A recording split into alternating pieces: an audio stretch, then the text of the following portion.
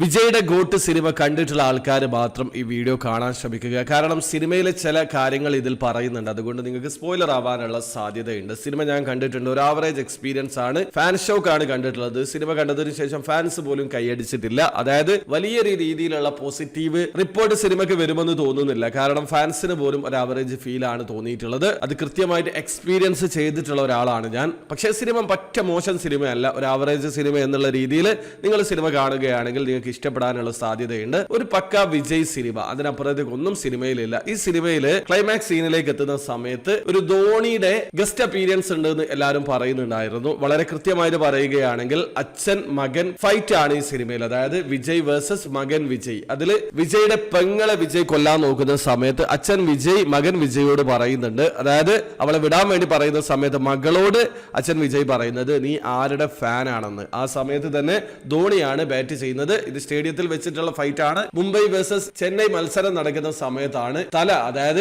ധോണി, അതായത് 6 അടിക്കുന്ന സമയത്ത് തന്നെയാണ് ഈ ചോദ്യം ചോദിക്കുന്നത്. അപ്പോ മകൾ പറയുന്നുണ്ട് തല. ആ ഒരു സമയത്ത് തിയേറ്ററിൽ വലിയൊരു രോമാഞ്ചിഫിക്കേഷൻ സീൻ തന്നെയായിരുന്നു. കാരണം ധോണി 6 അടിക്കുന്നുണ്ട്, തല എന്ന് പറയുന്ന സമയത്ത് സ്വാഭാവികമായിട്ടും ഒരു എനർജറ്റിക് ആകും. അപ്പൊ അവിടെ വളരെ കൃത്യമായിട്ട് ഒരു വെങ്കട് പ്രഭു ഹിഡൻ അജണ്ട കൊണ്ട് വന്നിട്ടുണ്ട്. അവിടെ തല എന്ന് പറയുന്നത് ധോണിയാണെങ്കിൽ പോലും തമിഴ്നാട്ടിലൊക്കെ സിനിമ കാണുന്ന സമയത്ത് തല ഫാൻസിനും ആഘോഷിക്കാനുള്ള ഒരു സംഭവം തന്നെയുണ്ട്.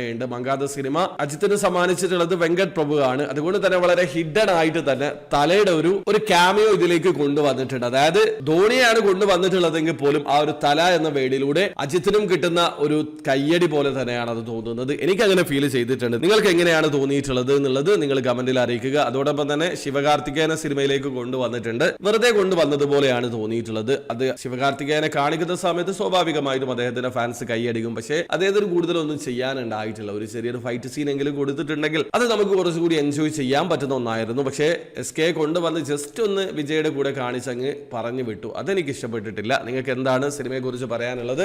തീർച്ചയായിട്ടും നിങ്ങളുടെ ഒപ്പീനിയൻ കമന്റിൽ അറിയിക്കുക.